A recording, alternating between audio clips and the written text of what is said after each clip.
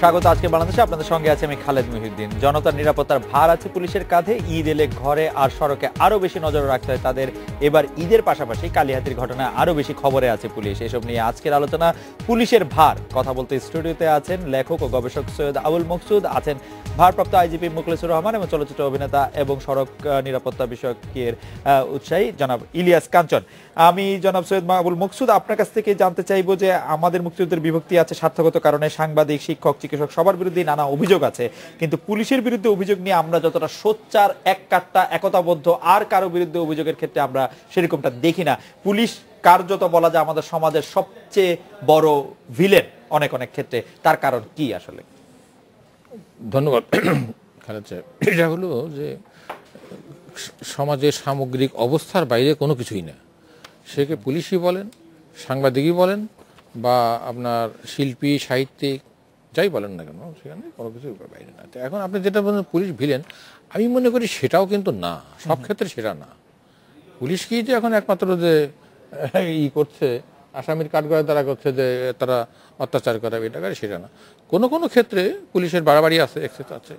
আর কোনো কোনো ক্ষেত্রে সামগ্রিক যে রাজনীতির কথাটা যেটা আমি বললাম, সামগ্রিক রাজনীতির যে অবস্থা সারা দেশে, যেখানে সংঘাত আছে, যেখানে পারিবারিক পর্যায়ে সংঘাত চলছে, যেখানে আপনার গোত্রে গোত্রে, সম্প্রদায়ে সম্প্রদায়ে বিভিন্ন জায়গায় যখন আপনার এই রকমের অসহিষ্ণুতা যখন একটা চরম পর্যায়ে যায়, কথায় কথায় সাধারণ মানুষ আপনার আইন হাতে তুলে নেয়। এবং আইনটা হাতে যে তুলে নেয় সেটারও কিন্তু কারণ আছে। সেটার কারণটা হলো এই, যখন দেখে যে এ সুবিচার হবে না, তখন আইন, কিন্তু কোনো ক্রমেই আইন হাতে তুলে নেওয়ার সুযোগ নেই মানুষের। কারণ কোনো একজন নাগরিক সে নিজে আইন নিজের হাতে তুলে নিতে পারে না। কিন্তু কখনো কখনো আমাদের এই সমাজে দেখা যাচ্ছে, সেটা আমাদের আইজিবি সাহেব এখানে আছেন, উনিও তো সমাজের একজন, আমরা যেমন নাগরিক সমাজের মানুষ, জি, উনিও তো একজন নাগরিক, ওনারও তো সেই চাকরির বাইরেও উনি একজন নাগরিক। উনি জানেন যে মানুষের ভিতরে এই যে অসহিষ্ণুতাটা আপনার এমন পর্যায়ে গেছে যেখানে পুলিশের পক্ষে হ্যান্ডেল করা কঠিন হয়ে যাচ্ছে। কিন্তু তার অর্থ এই নয় যে পুলিশ, যেহেতু তার কাছে একটা সামগ্রিক নিরাপত্তার ভার দেওয়া হয়েছে, তার প্রধান কাজ হলো ক্রাইম দমন করা, ক্রাইম না হওয়া, প্রিভেন্টিভ মেজার নেওয়া, এই জিনিসগুলি। আর আরেকটা জিনিস হলো যে এখন এই যে আজকের যে আলোচনা, যেটা আপনি বলতে চাইছেন, যে প্রথমেই শুরুতেই যেটা বললেন যে নিরাপত্তার ভার এবং এই ধরনের এই যে উৎসবের যে একটা, উৎসবের সময় অতিরিক্ত চাপ পড়ে, সেটা সকলের উপরে। এবং সেটা উৎসবের দিকতে আসার আগে মকসুদ ভাই, আমি একটু আবার টাঙ্গাইলে কালিহাতিতে, না, কালিহাতের কথা আমি বলছি যে উৎসবের এই যে যেটা বলছেন, এটা শুধুমাত্র একলা পুরুষের হাতে ছেড়ে দেওয়ার জিনিস, এটা কিন্তু প্রশাসনেরও কাজ। এটা প্রশাসন এবং স্থানীয় প্রতিনিধি যারা, তাদের ইউনিয়ন থেকে হোক আর থানায় হোক আর যাই হোক না কেন, স্থানীয় রিপ্রেজেন্টেটিভ, জনপ্রতিনিধি, একই সঙ্গে এমপিরও দায়িত্ব আছে, রাইট। কিন্তু ওখানে শুধুমাত্র এসপি কে বললে হবে না, তুমি নাগরিকদেরও নিশ্চয়ই দায়িত্ব আছে। পয়লা বৈশাখে কিন্তু আমরা যেটা দেখেছি যে নাগরিকদের দায়িত্বের ক্ষেত্রে, সেটা আমরা বলি তো, সেটা যে বলছি না তা না, নাগরিকদের অনেক দায়িত্ব আছে, যার যার দায়িত্ব তাকে পালন করতে হবে। জনাব মুখলেসুর রহমান, আমি কালিহাতির প্রসঙ্গে ফিরে আসি। যে পুলিশের গুলিতে হতাহতের ঘটনাকে আপনি দুঃখজনক বলেছেন। আবার এই ঘটনায় 800 আসামিকে, গ্রামবাসীকে আসামি করে 2টি মামলা করেছে পুলিশ। এই মামলা কি আপনার নাকি পুলিশের শীর্ষ পর্যায়ের বা কার সিদ্ধান্তের প্রতিফলন, সেটি যদি আপনাকে বলেন। আর আরেকটি বিষয় জানতে চাইবো যে টাঙ্গাইলের কালিহাতির ঘটনাতে অন্য কিছুর ইন্ধন ছিল বলে আপনি আশঙ্কা প্রকাশ করেছেন, আপনি মনে করছেন সেই ইন্ধনটা কারা, তাদের চিহ্নিত করার জন্য আসলে কি উদ্যোগ নেওয়া হয়েছে, কি অগ্রগতি আছে? ধন্যবাদ খালেদ মহিউদ্দিন। জি, কালিহাতির ঘটনাটি বিশেষভাবে আলোচিত কয়েকদিন ধরে। ঘটনাটির সূত্রপাত কিভাবে হয়েছে ইতিমধ্যে আপনারা সেটা জেনেছেন। একটি শ্লীলতাহানির ঘটনাকে কেন্দ্র করে গত 15 তারিখ একটি শ্লীলতাহানির ঘটনা ঘটে। এবং আমি বলবো যে এই ঘটনার সাথে সাথে কিন্তু আমার কানে চলে আসে, আসার পর আমি সেই কালিহাতি থানার ওসি সাহেবকে নিজেই বলেছিলাম যে এরকম একটি ঘটনা ঘটতে যাচ্ছে, কোনো রকমের অবহেলা যেন না হয়, এবং যারাই ঘটনার সাথে জড়িত, শক্তিশালী হোক আর দুর্বল হোক, তাদেরকে ধরে নিয়ে আসতে হবে এবং আইনের আওতায় নিয়ে আসতে হবে। সেই অনুযায়ী কিন্তু ব্যবস্থাটি হয়েছে। এবং মূল আসামি যে 2জন, তারা ধরা পড়েছে, তাদেরকে থানায় নিয়ে আসা হয়েছে, মামলা হয়েছে। যিনি অভিযোগ করেছেন তিনি নিজেই ভিকটিম ছিলেন, তিনি অভিযোগ করেছেন, সেই অনুযায়ী আমরা অভিযোগটি থানায় নিয়ে নিয়েছি। 15 তারিখের ঘটনা, মাঝখানে 16 তারিখ গিয়েছে, 17 তারিখ গিয়েছে, চুপচাপ, কোনো কিছু হয়নি। মানুষ প্রতিবাদ কখন করে? প্রতিবাদ করে যখন কোনো বিষয়ের একটি প্রতিকার হয় না। প্রতিকার না হলেই প্রতিবাদের ভাষাটি চলে আসে। যেহেতু ঘটনাটি ঘটেছে এবং সাথে সাথে একটি প্রতিকার হয়েছে, এটা নিয়ে কোনো উচ্চবাচ্য হয়নি। দুদিন ভালোই ছিল। 18 তারিখে এসে দেখা গেল যে হঠাৎ করে কিছু মানুষের সমাগম হওয়া শুরু হয়ে গেল, মাইকিং হলো এবং শেষ পর্যন্ত এটি একটি উত্তেজিত জনতায় রূপান্তরিত হলো। আমি বলতে চাই যে মাঝখানের দুদিনে এটাকে সংঘবদ্ধ করা হয়েছে, পরিকল্পিতভাবে এটি সুবিধা নেওয়ার জন্য এই ঘটনাটি ঘটানো হয়েছে। এবং শেষ পর্যন্ত গিয়ে যা হয়, একটি মব যদি ফর্ম করে, বেআইনি জনতাবদ্ধ হলে পরে উত্তেজনা ছড়ালেই তখন পক্ষ প্রতিপক্ষ দুপক্ষ মিলেই পুলিশের উপর চড়াও হয়। এটা আমরা বরাবর দেখে এসেছি এবং শেষ পর্যন্ত তাই হয়েছে। পুলিশও ভেবেছিল যে জনাব মুখলেছুর রহমান, আমি শুধু এটি জানতে চাইবো যে আমি যদি আপনার কথা মেনেও নেই, 2 দিন ধরে ঘটনাটিকে মানে উত্তেজিত করা হয়েছে, উত্তেজিত জনতাকে সংগঠিত করা হয়েছে, তারপরে এটি করা হয়েছে, সেই ক্ষেত্রেও কি আসলে যে প্রতিক্রিয়াটি আমরা দেখেছি, যে ঘটনার দেখেছি, সেটি কি স্বাভাবিক? 4 জনকে গুলি করে মেরে ফেলা, এবং আপনি সেটিকে মনে করছেন যে দুঃখজনক, আপনি নিজে তার জন্য সংবাদ সম্মেলন করে দুঃখ প্রকাশ করছেন, পরিপ্রেক্ষিতে আবার 800 জন গ্রামবাসীর বিরুদ্ধে মামলা, পরে আবার আপনি মনে করছেন যে এটার ইন্ধন ছিল, সেই ইন্ধনটির ক্ষেত্রে আপনারা কি জানতে পেরেছেন? ইন্ধনটি যে ছিল, এটা আমরা তার আলামত পাচ্ছি, পেয়ে যাচ্ছি। আমি পরিষ্কার করে এখনো কিছু বলতে চাই না, তদন্তাধীন আছে, এই বলেই আমি কিছু বলতে চাচ্ছি না এখন মিডিয়ার সামনে সরাসরি। জি, তবে ঘটনাটি এইভাবে না ঘটলে ঘটতে পারতো। 4 জন মারা গেছে। আমি এখনো বলবো যে এটা কোনোভাবেই অভিপ্রেত ছিল না। 4 জনের মৃত্যুর ব্যাপারে আমি নিজে ব্যক্তিগতভাবে খুব আন্তরিকভাবে দুঃখিত। আমি এখনো দুঃখ প্রকাশ করছি। আমাদের দুটো বিষয় জানার ছিল। আপনি নিশ্চয়ই জানেন যে কেউ না কেউ, পুলিশের কোনো না কোনো কর্মকর্তা সেইখানে গুলির নির্দেশ আসলে দিয়েছিল। আপনারা কি জানতে পেরেছেন যে ওই কর্মকর্তা কার নির্দেশে বা নিজে স্বপ্রণোদিত হয়ে সেই গুলিটি চালানোর নির্দেশ দিলেন? দেখেন, গুলি করার অনেকগুলো প্রেক্ষাপট আছে। জি, সব সময় যে নির্দেশিত হয়েই গুলি করতে হবে তেমন কিন্তু নয়। আমার জীবন যখন আক্রান্ত হয়, আমি যখন সংকটাপন্ন অবস্থা হয়ে যাই, নিজের জীবন অপরের জীবন, নিজের সম্পত্তি অপরের সম্পত্তি রক্ষার্থে যতটুকু বল প্রয়োগ করা দরকার, এখানে যদি মৃত্যু পর্যন্ত ঘটানো দরকার হয়ে পড়ে, সেটা কিন্তু আইনগতভাবে করা যায়, আইন সিদ্ধ। জি, তো সেই ক্ষেত্রে এটা সাডেন প্রভোকেশন, অথবা যদি মনে হয় যে আমার পুলিশ তো মার খাচ্ছে, সে আর উঠে দাঁড়াতে পারবে না, সে তখন নিজের জীবনকে বাঁচানোর জন্য অবশ্যই তার কাছে থাকা হাতিয়ারটির ব্যবহার করতে পারে। তার মানে এটা কোনো বাড়তি নির্দেশের কোনো বাড়তি নির্দেশের এই ক্ষেত্রে, জীবন বাঁচানোর ক্ষেত্রে বাড়তি নির্দেশের প্রয়োজন আছে বলে অন্তত আমরা এটা মিলে গেছে। মকসুদ ভাই নিশ্চয়ই না, এই ক্ষেত্রে কি আপনি মনে করেন যে পুলিশ বা কারো জীবন সংশয় ঘটেছিল? আমাদের সেটা আমরা তদন্ত করে দেখি, সেটা তদন্ত করে। আর একটা জিনিস, যেহেতু আপনি জিনিসটাকে করছেন, সেই জন্য না, এটা হয় দরকার। এই যে 2 দিন ব্যাপী যে সংগঠিত হলো, এটার তো আপনাদের পুলিশের তো একটা গোয়েন্দা টিমও আছে একটা, যে কারা কারা সঙ্গ করছে এই 2 দিন ব্যাপী, 1-2 ঘন্টা। সেগুলো তো আমরা চিহ্নিত করেছি ইতিমধ্যে। সেগুলি চিহ্নিত করা হয়েছে, কিন্তু না, সেগুলো চিহ্নিত এখন করলে হবে না। সেই চিহ্নিতটা খালেদ মহিউদ্দিন সাহেব, জি, সেটা হচ্ছে যে তখন আপনাদের আগেই ইনফর্ম করা উচিত ছিল, এবং এটা পলিটিক্যাল লেভেলেও এবং অ্যাডমিনিস্ট্রেশনই করা উচিত ছিল, আপনাদের পুলিশ না শুধু। এটা কিন্তু ইয়েরও করা উচিত ছিল, এটা ডিসি সাহেবের বা তারা কি বলে, সবাই মিলেই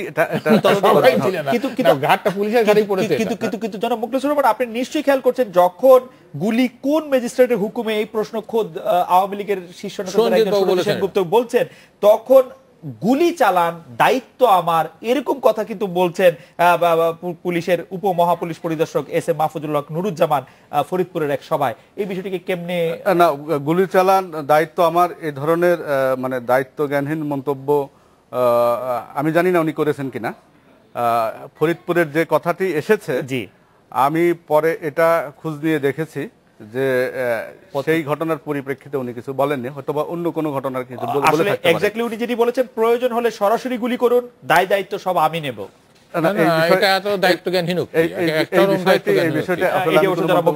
বললেন যে এই উক্তিটি সম্পর্কে।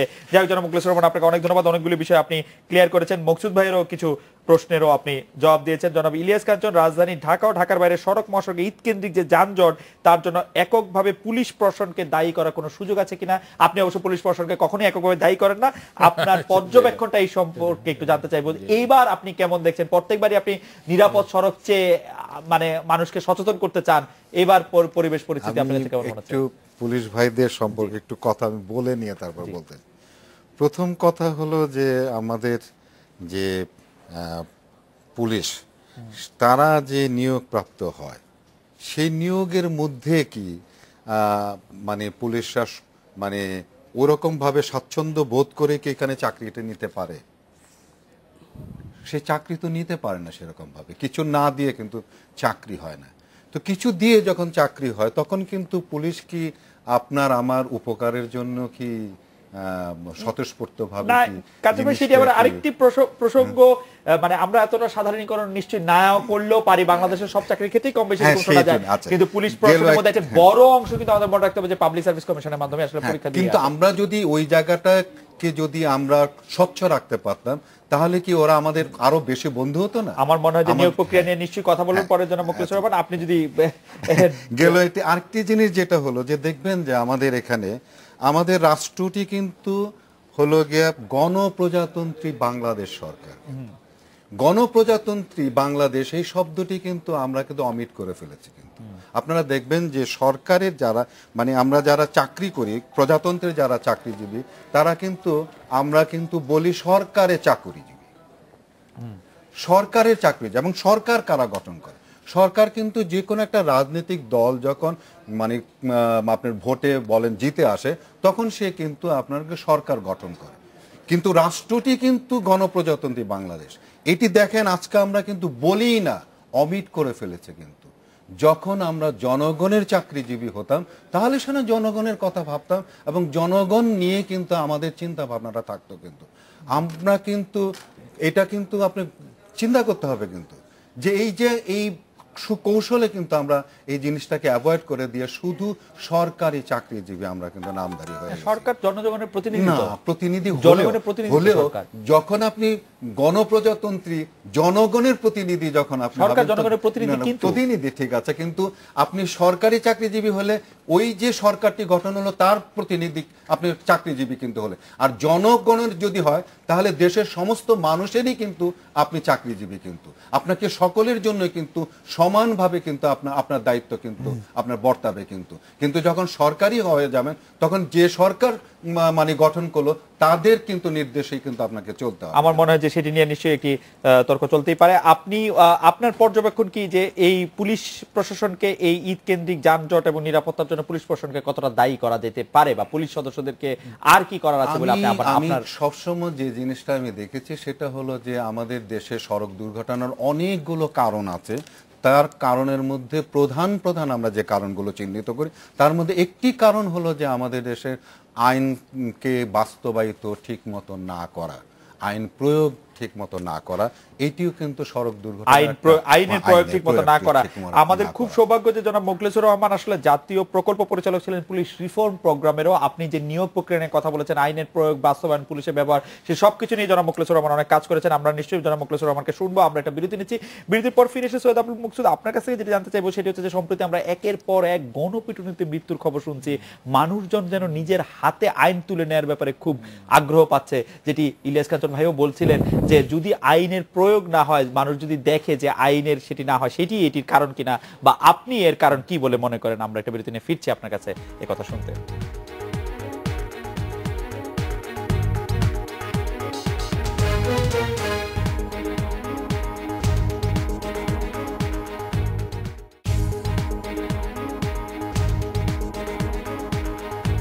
আজকের একটা বড় কারণ তো একটা চালক কিন্তু আমরা যখনই দেখেছি যে একটা চালক ভালো চালাচ্ছে, যেমন আমার এই ঘটনা একটা বলে, আমি সিলেট থেকে আসছিলাম, তো সেই চালক মানে খুবই সুন্দর এবং নেমে আমি তাকে হ্যান্ডশেক করেছি এবং তাকে ধন্যবাদ দিয়েছি।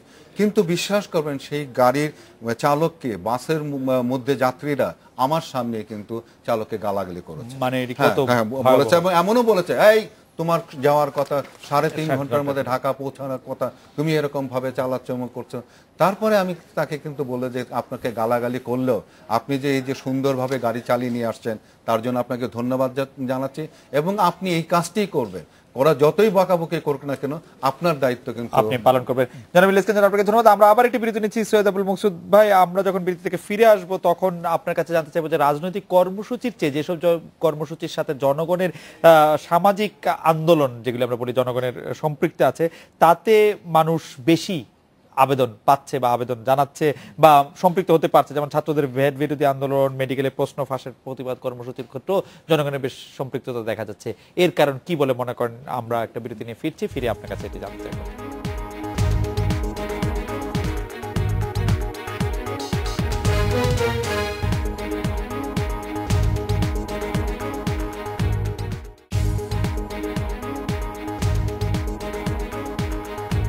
আজকের বাংলাদেশ ফিরে এলাম আজকে বাংলাদেশে। জনাব মুখলেসুর রহমান খোকন নামে একজন দর্শক আমাদেরকে একটি পাঠিয়েছেন। তিনি বলছেন যে আমার বাড়ি কালিহাতি, আমার ছোট ভাই রুবেলকে গুলি করে হত্যা করেছে পুলিশ। শ্যামল নামের একজনকে পুলিশ পিস্তল দিয়ে গুলি করে, পিস্তল মাথায় লাগিয়ে গুলি করে, এরকম একটি অভিযোগ তিনি করেছেন। আমরা বিষয়টি তদন্ত করছি, আমরা গুরুতর ভাবে এটাকে নিয়েছি, গুরুত্ব সহকারে নিয়েছি। যদি এরকম হয়ে থাকে, পুলিশের যদি বাড়াবাড়ি থেকে থাকে, অবশ্যই তাদেরকে বিচারের সম্মুখীন হতে হবে। অনেক ধন্যবাদ। প্রশ্ন আরেকটা এসেছে যে আমরা আচ্ছা, আপনি ওসি দুজনকে প্রত্যাহার করেছেন কেন? প্রত্যাহার করা হলো, দোষ যদি নাই থাকবে তাহলে আমরা প্রত্যাহার করলাম কেন? আমরা প্রত্যাহার করেছি এ কারণেই যে তদন্তটি আমরা নিরপেক্ষভাবে করতে চাই, তারা যেন ওখানে কোনো প্রভাব বিস্তার করতে না পারে, সেই কারণেই তাদেরকে উইথড্র করা হয়েছে। সৈয়দ আবুল মকসুদ, সামাজিক দাবি দেওয়ার আন্দোলনে বেশি আবেদন তৈরি হচ্ছে, এটা আবেদন তৈরি হচ্ছে, তার কারণ হলো যে কাজগুলি আপনার প্রশাসনের করার কথা, যে কাজগুলি রাজনৈতিক নেতাদের যারা জনপ্রতিনিধি তাদের করার কথা, বিচার বিরোধী। যেমন আপনি উদাহরণ দিলেন যে ভ্যাট বিরোধী যে এইটা হলো, এবং শেষ পর্যন্ত কিন্তু সরকারকে, অর্থমন্ত্রীকে নথি স্বীকার করতে হয়েছে, এবং তার আগে তিনি যে সমস্ত কথা বলেছেন সেই সব কথা হয়েছে কি যে আরও ছেলে মেয়েদের মধ্যে অসন্তোষের সৃষ্টি হয়েছে তাতে। এই জিনিসটা কিন্তু শুরুতেই তিনি করতে পারতেন। তারপর আপনার যে প্রশ্নপত্র ফাঁস, এই জিনিসগুলি তো সাধারণ মানুষকে এফেক্ট করে। সাধারণ মানুষের একটা ছেলেদের হাজার হাজার লাখ লাখ ছেলে মেয়ের জীবন নষ্ট হবে। তো এই জিনিসগুলি তো এই নাগরিকদের বিষয়, এবং এই জিনিসগুলির ব্যাপারে আমাদের রাজনৈতিক যে নেতৃত্ব, সেটা আমি যদি সরকারি দল না, সরকারি দলের দায়িত্ব বেশি, কিন্তু সরকারি দল বিরোধী দল সকলে মিলে এইসব ব্যাপারে কিন্তু তারা মাথা ঘামাচ্ছে না। তারা হলো যে আপনার তাদের নিজস্ব মানে লাভ লোকসান ইত্যাদি নিয়ে রাজনৈতিক নেতারা আছেন, যে কারণে এই যে আপনি ভ্যাট বিরোধী যে আন্দোলনটা হলো, এটা করেছে কোনো নেতা টেতা নাই। কিন্তু প্রথম দিকে যখন আরম্ভ করে তখন আমার কাছে এসছে, আমাকে ডাকাডাকি করেছে, এবার স্যারা আসেন আমাদের কাছে জানান। প্রথম কিন্তু মাস 2 যাবত এটা নিয়ে সাংঘাতিক রকমের। আমি বলছি যে বাবারে, তোমরা এটা আলাপ আলোচনার মাধ্যমে এটা সমস্যা সমাধান করো। কয়েকদিন আমার কাছে আসছে, আমাকে মানববন্ধন টন্ধন করলো, সারা এসে আপনি একটু দাঁড়ানি করেন, যা আমি যাইটাই জায়গায় জায়গায়। তো সেটা হলো, আমি এটাকে বললাম যে এটা তোমরাই নিজেরা কথাবার্তা বলে করো, খামাখা গোলমারের মধ্যে যেও না। কিন্তু এমন একটা অবস্থা সৃষ্টি করলেন আমাদের অর্থমন্ত্রী, তিনি একজন অত্যন্ত প্রবীণ প্রশাসক, অত্যন্ত উচ্চশিক্ষিত, মার্জিত, মানে কালচার্ড মানুষ, কিন্তু তিনি আর্ট লিটারেচার ভালো বলতেন। আমাদের সঙ্গে পরিবেশ আন্দোলন আমরা করছি, কিন্তু দেখা গেল যে তিনি বুড়ো হয়ে গেছেন, কি বেফাস কথাবার্তা অনেক সময় বলেন। তা তার ফলে হয়েছে কি, যে এই যে অবস্থাটা হলো, এটা হওয়ার ফলে যে মানুষের দুর্ভোগ। কিন্তু তারপরেও আমি বলবো, ওই ছেলেপেলেরা আমাকে ফোন করেছে বারবার, আমি কথা বলেছি তার সাথে, ওরা কিন্তু খুব শান্তভাবেই জিনিসটাকে করার চেষ্টা করে। কিন্তু এটি যদি কোনো রাজনৈতিক দলের হাতে থাকতো, তাহলে পরে কিন্তু এটা এই শান্ত থাকতো না, অশান্ত হতো। এটা অশান্ত হতো যে কারণের জন্য জনগণের সাপোর্ট, আপনি যে কথাটা শুরুতে আমাকে জিজ্ঞাসা করেছেন যে জনগণের সাপোর্টের নাগরিক আন্দোলনের কারণটা কি, যখনই আমরা কোনো আন্দোলন নিয়ে রাস্তায় দাঁড়াই তখনই কিন্তু জনগণের সাপোর্ট পাওয়া যায়। তার কারণটা হলো যে সেখানে কোনো ওই উত্তেজনা থাকে না এবং উচ্ছৃঙ্খলা থাকে না, এবং রাজনৈতিক কোনো উদ্দেশ্য থাকে না। কিন্তু যখনই আপনার রাজনৈতিক দলের হাতে যায়, সে আওয়ামী লীগের হাতে যাক, বিএনপির হাতে যাক, জাতীয় পার্টির হাতে যাক, জামাতের হাতে যাক, তখনই দেখা যায়। তারপরও আমি একটু বলতে চাই এই ব্যাপারে যে এখানে কিন্তু সরকারও কিন্তু জিনিসটাকে হিসাব নিকাশ করে কিন্তু আমার খুব মনে হয় দ্রুত তাড়াতাড়ি এটা শেষ করে আমার মনে হয় সরকারের জন্য ইয়া পাবেন। জনাব ইলিয়াস খান, আপনাদেরকে দর্শক একটু আহ্বান জানিয়েছেন, আপনাদেরকে এক দুটি বাক্য শুনতে আমাদের একটা বিরতিতে চলে যেতে হবে। সেই ঈদের ছুটির সময় ফাঁকা রাস্তায় প্রায় দুর্ঘটনা ঘটে, সেই সময় যারা ফাঁকা রাস্তায় গাড়ি চালাচ্ছেন বা যারা রাজপথে চলছেন তাদেরকে আপনি দুটি তিনটি সতর্কতামূলক বাক্য বলবেন কিনা, আপনার মুখ থেকে তারা শুনতে চাইছেন সেটা। আমি যেটা আমার অভিজ্ঞতা থেকে আমি যেটা দেখেছি যে ঈদ যখন আসে তখন চালকরা সাধারণত তারাও কিন্তু ছুটি নেয়, সরকারি ছুটি যেরকম হয় ঠিক তাদেরও কিন্তু একটা ছুটি হয়।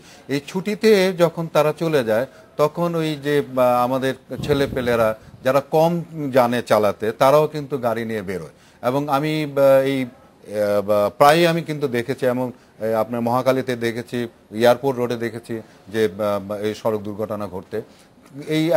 এগুলো হলো ইয়াং ছেলেরা যারা পরিপূর্ণভাবে শিখে না, তারাই কিন্তু এই গাড়িগুলো চালায়। তাদেরকে অনুরোধ করব, তাদের বাবা মাকে অনুরোধ করব যে তাদের গাড়িগুলোকে যেন তাদের সন্তানদেরকে এরকম ভাবে না দেয়, যদি তার ড্রাইভিং লাইসেন্স না থাকে, পরিপূর্ণভাবে যদি সে শিক্ষা না নিয়ে থাকে। এবং আর বাকি যে যারা পথচারী আছে, পথচারী যারা, আমরা কিন্তু পথচারীরা কিন্তু এবং রাস্তা পারাপারের বিষয়ে কিন্তু আমরা কিন্তু সতর্ক না, যার জন্য আমরা দেখেছি যে সড়ক দুর্ঘটনায় 51% লোক কিন্তু গাড়িতে যে সংঘর্ষ ঘটে তাতে মারা যাচ্ছে, কিন্তু পথচারী কিন্তু 49% মারা যাচ্ছে। এই 49% পথচারী কিন্তু আমরা কোনোভাবেই কিন্তু রাস্তা পারাপারের ব্যাপারে কিন্তু আমরা সতর্ক নই। আমি বলবো যে রাস্তা হলো একটা বিপজ্জনক জায়গা, এই বিপজ্জনক জায়গা আমাকে প্রতি মুহূর্তে আমাকে সতর্ক থাকতে হবে, না হলে আমার জীবন চলে যাবে। আমরা একটা বিরতি নিচ্ছি, বিরতির পর ফিরে এসে জনাব মোখলেছুর রহমান, আমি জনাব সৈয়দ আবুল মকসুদের কথার ধরে আপনার কাছে একটু প্রশ্ন করতে চাই যে বেসরকারি বিশ্ববিদ্যালয়ের ছাত্রদের ভ্যাট বিরোধী যে আন্দোলন সেটা সড়কে হলেও পুলিশ প্রশাসন সেভাবে কোনো বাধা দেয়নি, যদিও তারা কোনো ভাঙচুর কিছু করেনি, কিন্তু পুলিশ প্রশাসন সেভাবে বাধা দেয়নি। কিন্তু মেডিকেলে প্রশ্ন ফাঁসের প্রতিবাদে কর্মসূচিতে আসা শিক্ষার্থীদের আপনারা কোথাও দাঁড়াতে দিচ্ছেন না, এর কারণটি আসলে কি? আমরা এটা বিরতি নিচ্ছি, বিরতির পর ফিরে এসে আপনার কাছে জানতে চাইব।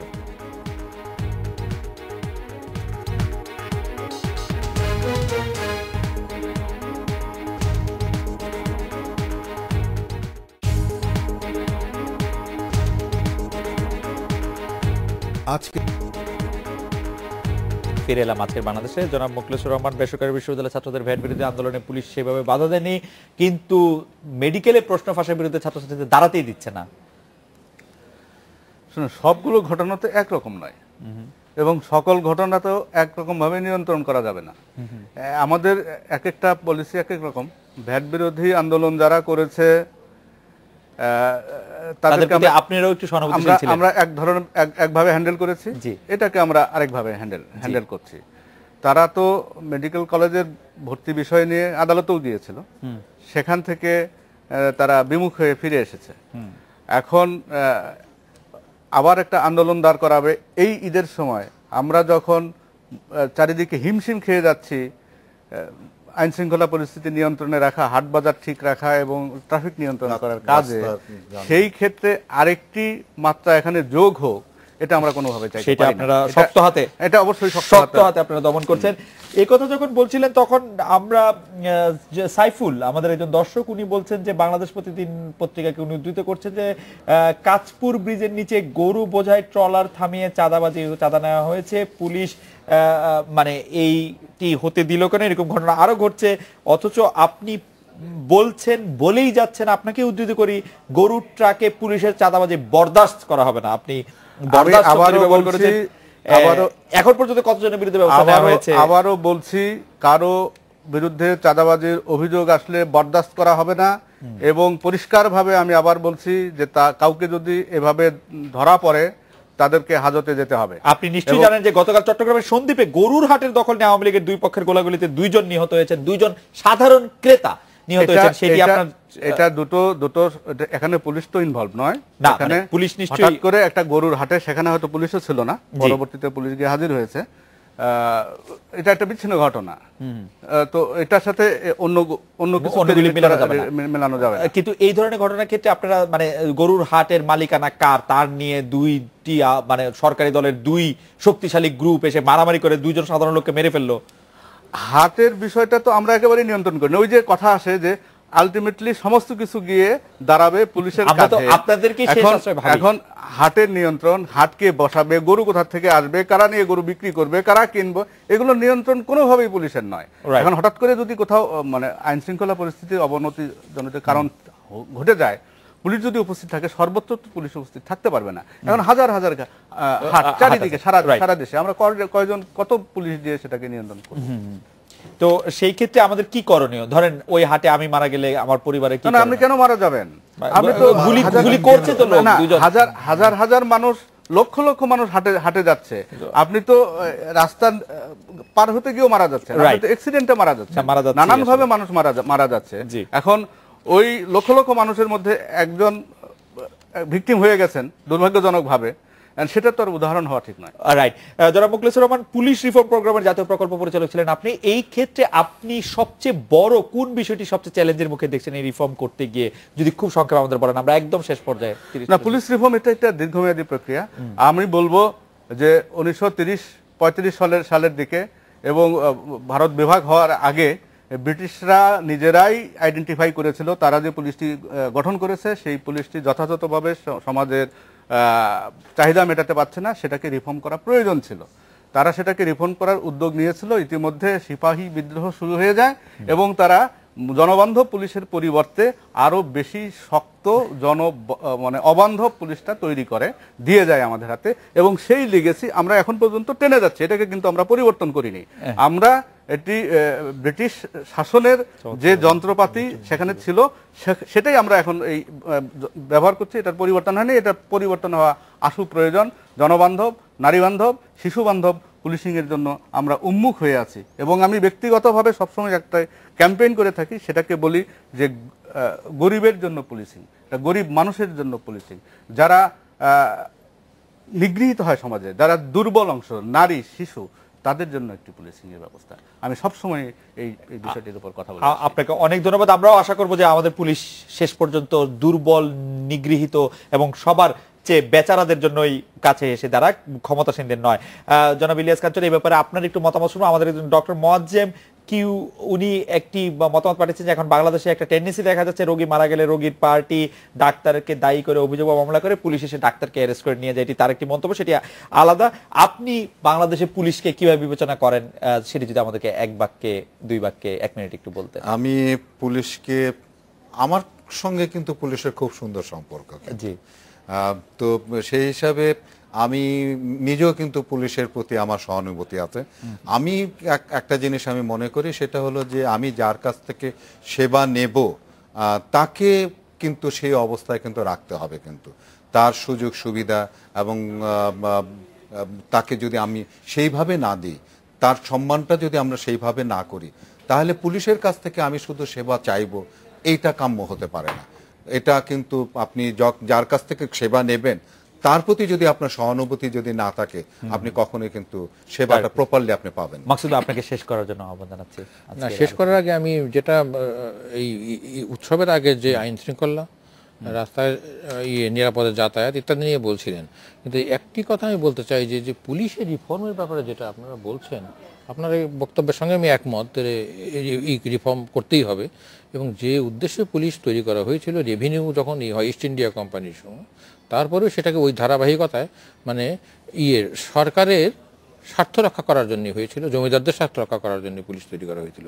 কিন্তু আমি মনে করি এখন আমরা দীর্ঘ এই পথ পরিক্রমা গত 150 বছরে 100 বছরে যেটা লক্ষ্য করেছি, সেটা হলো যে রাষ্ট্র ব্যবস্থার যদি পুনর্গঠন না হয়, যদি রাজনীতির পুনর্গঠন না হয়, রাজনীতি যদি রিফর্ম না হয়, তাহলে শুধু পুলিশকে কিন্তু রিফর্ম করে হবে না।